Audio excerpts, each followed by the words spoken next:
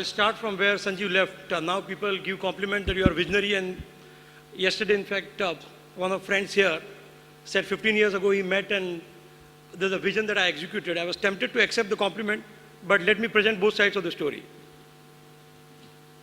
So what IIFL Group today is that we have a balance sheet size of 10,000 crores, net worth of 2,000 crores. We give employment to more than 20,000 people. Amongst non-bank players, we are the largest wealth manager, we are the largest equities broker, we are the largest life insurance distributor, and we are the largest mutual fund distributor.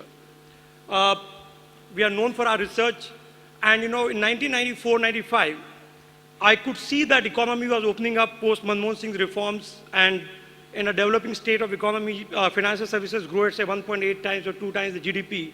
So there was a huge opportunity, and with technology there was an opportunity to create a differentiated proposition and emerge as a leading player.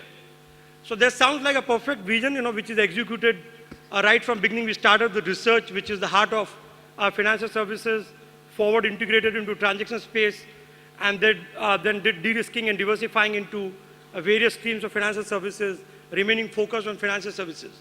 So it looks like no disruption and a perfect making of a plan.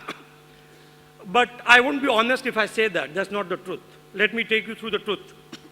When we started, actually, original idea of my firm was, even before this is 1999.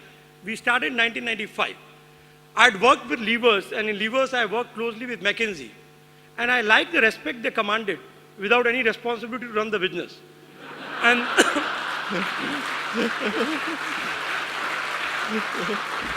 the audacity of a 20-year-old guy to walk into an entrepreneur's cabin who has been building business for more than 28 years and ask him, you want to sell the business? And he says, yes, please guide me. So I said, this is the business to be in. So from 1995, McKinsey was at the back of my mind, but we thought, I'll find my niche in equity research and the products which are now relevant, and also go with my core competency. But it was difficult to sell research. So in the physical format, it was getting photocopied many times. And then came the internet. It just tried to multiply like virus. So our revenue was not growing, but the popularity was growing. And it became very frustrating. And the ultimate blow came. In fact, one of my cousins, fortunately, is not here. He's also an alumni, who was the CEO of pharmaceutical company. For 2 years, we did hard work on pharmaceutical company, meeting doctor as a 76th patient, going to a pharma association, collecting chemicals names, understanding FDI filings and everything.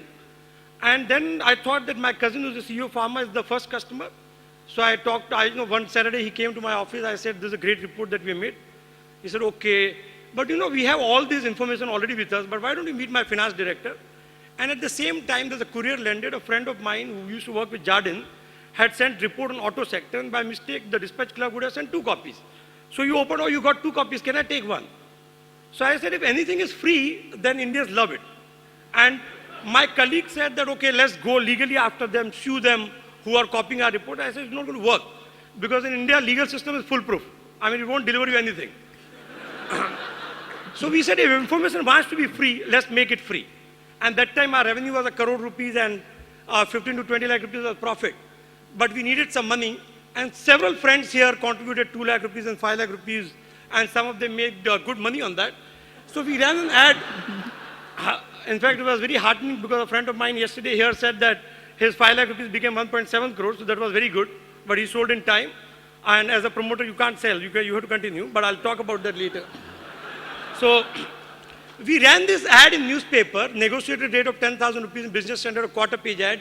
In my entire career, I have not seen response to an ad the way we got this. We said we are killing our business. Our original name was Property Research. And we thank you, and whatever research we have, we are willing to give it free. Imagine we got more than 300,000 emails. And next day we launched our website, just sending them the URL, saying that this is our website. And so that was the first thing. So from McKinsey's consulting model, I now started dreaming of Bloomberg, because it's like a portal. And we thought that we are going to, first give it free and then, going to charge it. But that was not going to work. So we had to again change ourselves. So there was another unmaking. When I talk about vision and dream, and now people, as Sanjeev said, that give you compliment.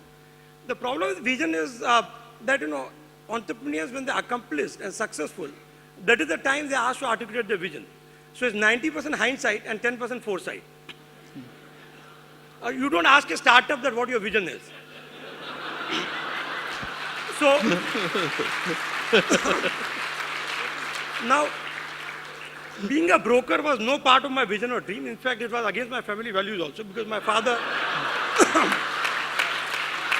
and grandfather have been traders, and in caste system, broker is much lower in hierarchy. A respectable trader won't marry a daughter into broker's family.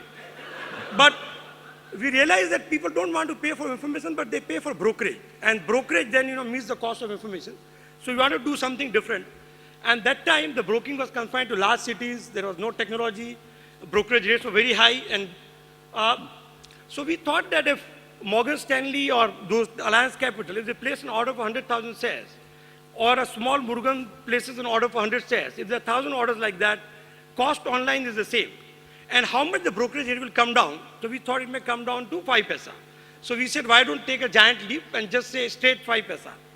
So that time, that was ridiculed because people thought it was a gimmick, fly-by-night operators. But today, the brokerage rates are less than 5 paisa. This is an industry which is very competitive and has grown on the back of technology and on the back of several new players. So I think that is how we started retail broking, and then we got into institutional broking.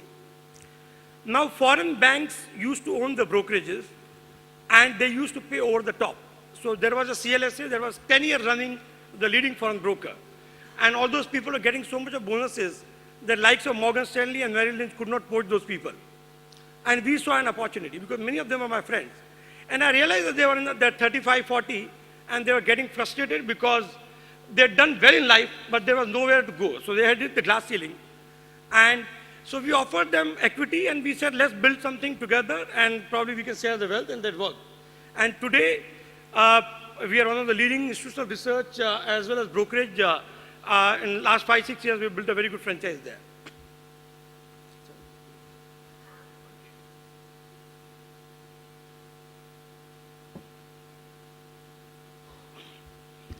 The sign-on bonus was $10 million. That is what newspapers reported. But, and coincidentally, at the same time, Manmohan Singh, that time Prime Minister, now also, said the CEOs should not take their salaries in crores. So obviously it got a lot of media highlight, but what people missed is that this $10 million was given to them, was also taken back as 10% upfront on the warrant that we issued to them. And in fact, that strategy worked for us, and we moved on from there. Now comes the wealth management business. The private banking or wealth management, in fact, most of the foreign banks as well as Indian banks would look at it as a natural prerogative of a bank. Private banking has to be done by a bank. If you're not a bank, then, why should you even think or dream of it? There again, we saw an opportunity because most of the wealth managers were charging, customers were not happy. So they were locked in private equity fund where they paid 6%, and because all the people that were there, they were incentivized based on share of revenue. So they obviously had an incentive to fleece the customer and maximize the revenue. So we got a good set of people, and we said that, okay, we'll not reward based on share of revenue, but we'll give you equity. And together we can create wealth. And when stock markets are good, people look at multiples, multiples rising. So if the market multiple is 20, that time they look at higher or whatever. But things have changed in the last 5 years. So we got this set of people, the best talent in the industry, and motivated them by way of ownership. And again, in 5 years, the 26 people core team that we hired 5 years ago and gave them equity, out of that 23 are still there, and 3 have left for different regions, not that they've gone to the competition.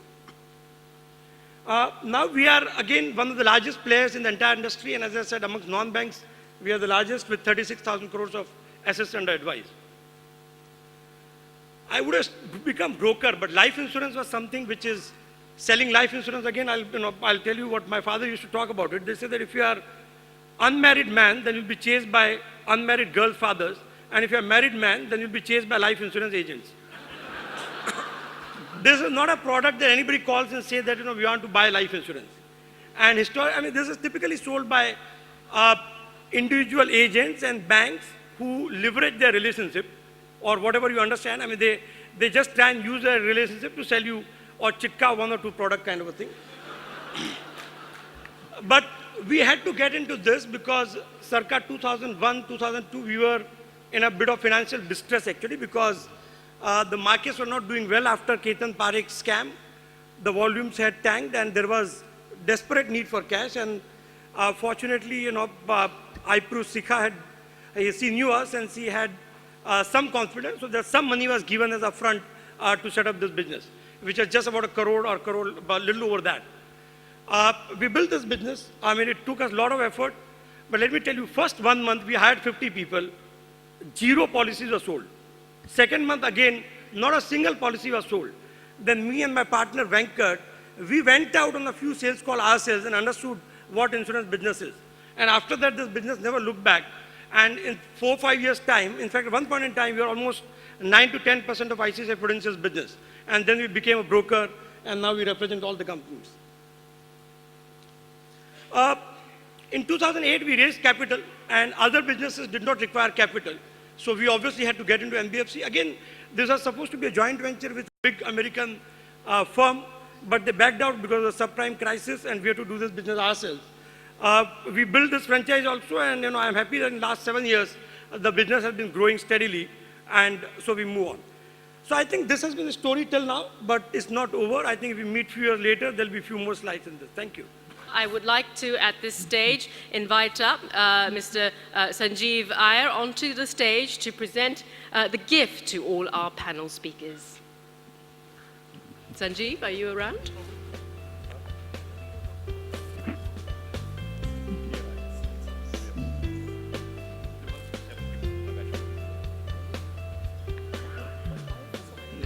Oh, we have instead Mr. Suresh to come up on stage, or Sanjeev.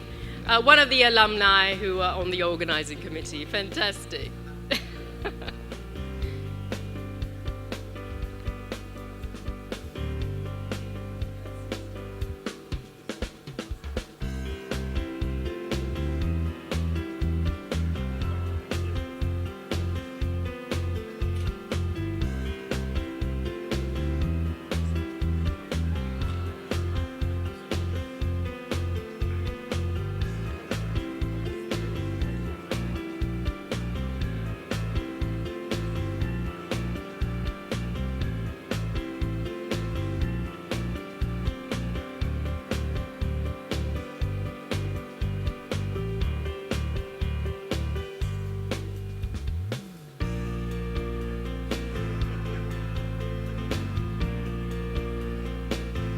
Marvelous. A big thank you to all our panelists. What a marvelously stimulating discussion that is.